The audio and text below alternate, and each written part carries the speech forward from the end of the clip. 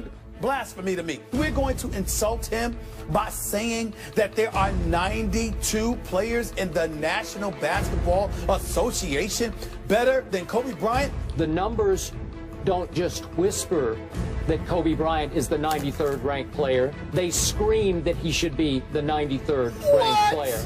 What? If I was in front of you, I would throw some water or something on you right now. You'd slap me right in the face. Idiocy. It's so ridiculous what you just said. Yeah. I can't believe that I'm having this discussion with you. I just can't believe this. You are using the eye test, but you are seeing with your heart because you still love what Kobe used to be. That poll is a joke. That poll is disgraceful. That poll, I have no association with it. I don't care if ESPN Savers on it. It is no excuse. Kobe Bryant done 92 players in the NBA better than Kobe Bryant. The blasphemy that comes out of your mouth sometimes. I don't even understand you right now.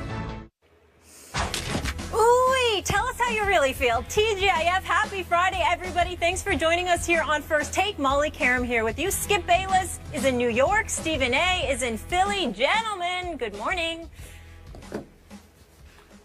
What's up?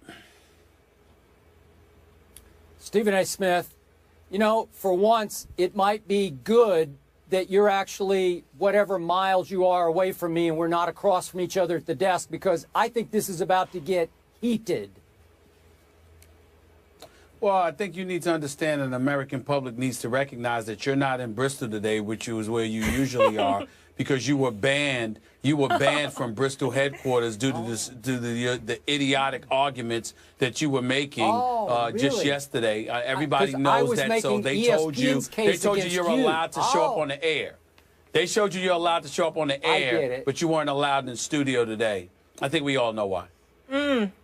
Yeah, the truth is I'm back in my town, New York City, and you're down there, and where is it, like New Jersey or Philadelphia? I don't know where you are. It's my second home. It's Philadelphia.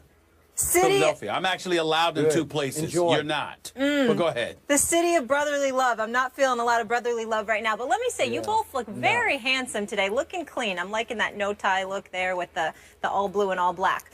So we will get into the big NFL games. Manny Pacquiao says he's in talks with Floyd Mayweather. And now we've heard from Matt Barnes, so we'll fill you in on the latest with the Derek Fisher situation. But first, what we were just alluding to, the other LA hoop story that everyone is buzzing about yesterday. Kobe Bryant being ranked number 93.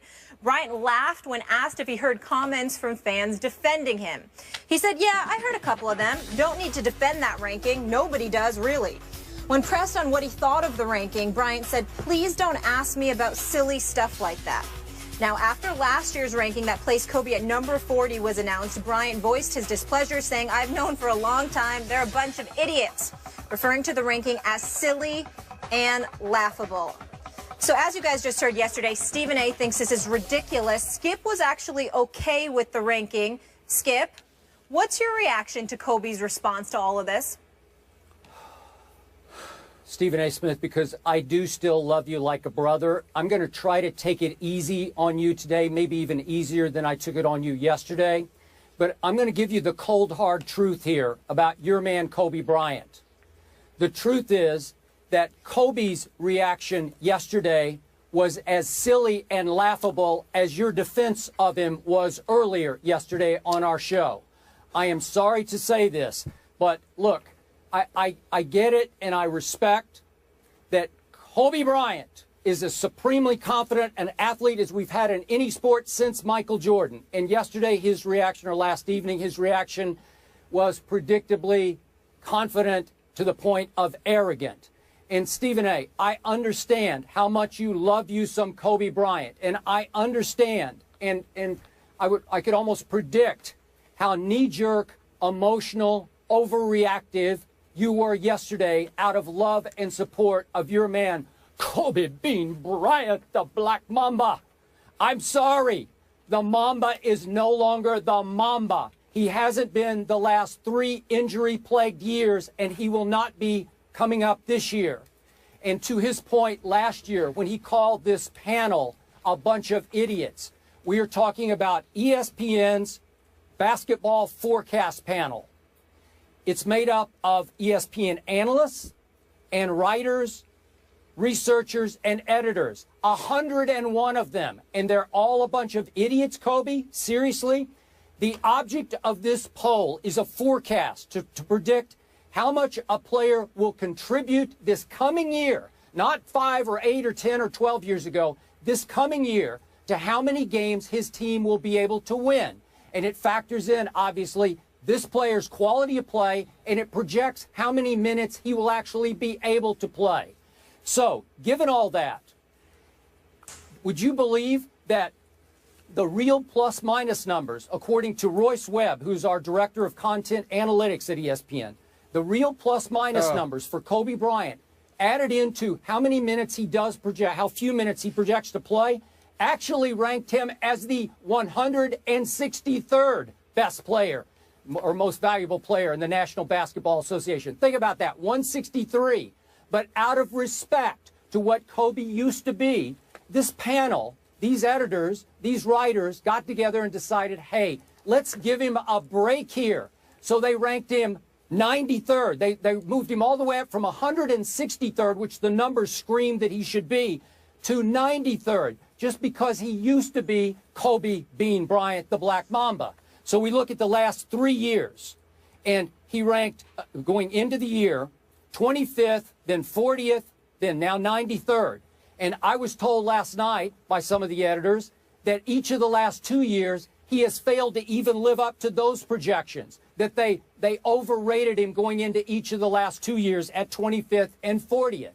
So I'm going to remind you once again, we're not trying to rank his box office appeal. We're not trying to rank his 5-ring legacy. We're not trying to rank how popular or how awe-inspiring Kobe has been throughout his career. It's simply the numbers predicting how much he will add to his team, and it predicts that he will add about 2 wins this year for the LA Lakers. I rest my case, and more importantly, I rest ESPN's panel's case. Well, you're entitled to rest ESPN's panel's case, and I understand that. But as far as I'm concerned, it's just a glaring acknowledgement that we have some people in this company that don't know enough about basketball. I don't care what you have to say. I don't care what they have to say. I know what I've seen with my own 2 eyes, and I know what I've seen in comparison to what exists in the NBA. I take into account everything that you said in all seriousness. I don't know why you're mentioning some of those names that you mentioned about the statics, the statistics and the statisticians and the analytics. And nobody cares about that as far as I'm concerned. When you're giving out the poll, why don't you put the names of each person that came to that conclusion and then let them be front and center and come talk to me, because chances are ain't nobody going to want to hear what they have to say. Not after a poll like that. Well, all right, that's fine. And I'm telling you, I'm dismissing 101 names. I don't care what they have to say. It's nonsense to me. It makes absolutely no sense. Anybody with 2 eyes and something close to 20/20 vision can see that that's absolutely ludicrous, and you're not taking an abundance of things into consideration. Of course, you want to sit there and say, well, Kobe only adds about 2 more wins. Well, why is that? Could it be that he's in the West? Could it be that his teammates there, I say, are a bit subpar? Could it be that when you consider San Antonio and Oklahoma City and the reigning champions, Golden State Warriors, and the Los Angeles Clippers and the Houston Rockets, I mean, when you look at those teams alone, those 5 teams alone, we didn't even take into account some of the other teams, it's obvious why it's going to be a tough go-round for Kobe Bryant.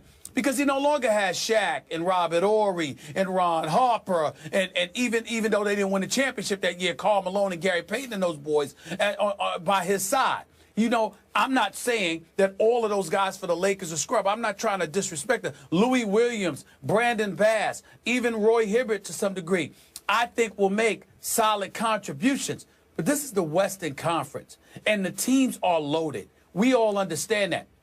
So when you sit there and you say that about Kobe, you know what? It's Kobe, it's Russell Westbrook, it's Kevin Durant on one team. It's Chris Paul, Blake Griffin, and DeAndre Jordan on another team. It's LaMarcus Aldridge joining Tim Duncan, Manu Ginobili, and Tony Parker on another team. The list goes on and on. When you look at the West, it's James Harden on a mission to prove that he's deserving of league MVP honors with Dwight Howard, who's no scrub, and he's got something to prove as well because he's heard the stuff that people have been chirping about him in the offseason. So many different things to point to, the Dallas Mavericks and what they've got to prove because of what has transpired with them in this offseason. Having Wesley Matthews come over there along with others, understanding that he's not fully healthy or he may not be, we don't know yet. All of those things are things to think about. If Kobe Bryant was in the Eastern Conference, what would he do? If Kobe Bryant was to have a better teammate or a better slew of teammates, what would he do? Talk to the coaches who know something about basketball. They not only brag and boast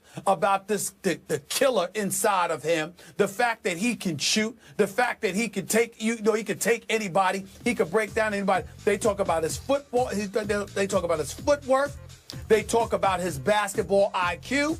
They talk about how knowledgeable he is about playing this game. Is Kobe Bryant what he used to be? Skip, we don't know that. It remains to be seen. The last 2 years, he only played 41 games. He came back for 2013, 2014. Skip, he played 6 games. He shot 42%.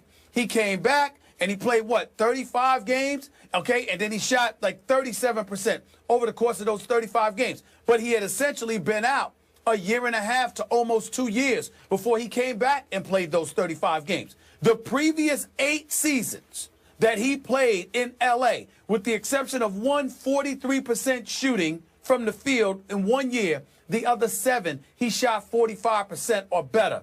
This is the Black Mamba we're talking about here. And I'm not trying to sit there and say that he should be mentioned in the same breath as a Russell Westbrook or Kevin Durant and guys like that, because they're younger and just as elite.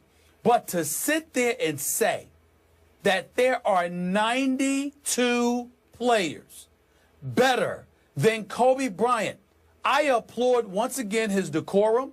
I applaud his presentation. I applaud the fact that he's cool and is appropriately dismissive of such idiocy. And even though I'm not going to call out my colleagues because I'm very, very proud to work where I work, I consider this poll idiotic. I have nothing to do with it. And anybody that sits there and says, well, ESPN's poll said, just make sure you emphasize that Stephen A. Smith, or as you affectionately call me, Stephen Naismith, has absolutely, positively nothing to do with this poll. They didn't ask me. They didn't consult with me. Not that they have to. They did what they did. I have nothing to do with this. I am separate and apart from this, because if there's one thing I know, it's basketball. And there's no way in hell that there are 92 players in the world better than Kobe Bryant. I don't even think there's 92 players in the NBA better than Charles Barkley right now. And he just came off of hip surgery. I mean, give me a break. It's ridiculous. It's just ridiculous. Stephen Naismith, the inventor of basketball as we know it today. Let me ask you this. I can go with that. Are there not 2 ends of the basketball floor? You play offense, then you have to play this thing called defense. Am I right about that? What's your point? What's your point about that? My point is, last year, the numbers said Kobe Bryant was the 25th worst defender in the entire NBA. And by the way, speaking of offense, last year, for the 172 players who took 500 or more shots, 172 players, 500 or more shots, only 1 player shot a worse percentage in the entire NBA, Trey Burke of the Utah Jazz. That's the Kobe Bean Bryant, who used to be the Black Mamba. Hold on. That's not a fair argument, because I concede to you that the last 2 years haven't been ideal. But he only played 6 games 1 year and less than half the games the next, because he was recovering from injury each time. And anybody knows, Skip, particularly when you are an offensive-minded player, that when you're healing from an injury, you're usually going to take the breaks on a defensive end of the floor. That's what you're going to do, because your success, particularly when you are box office like Kobe, is predicated on what you do offensively. If Kobe Bryant had went out there and shut down folks but couldn't score a damn basket, we would sit there and say he's done. I'm not saying that their defensive stats and what have you aren't accurate. I'm saying they're not taking the intangibles into consideration. And what I find so insulting about what you say and what anybody who thinks like you says and what this ridiculous, idiotic, stupid poll says is that y'all are not taking those things into account for somebody like Kobe. Kobe Bryant doesn't cheat the game. Kobe Bryant, he ain't perfect.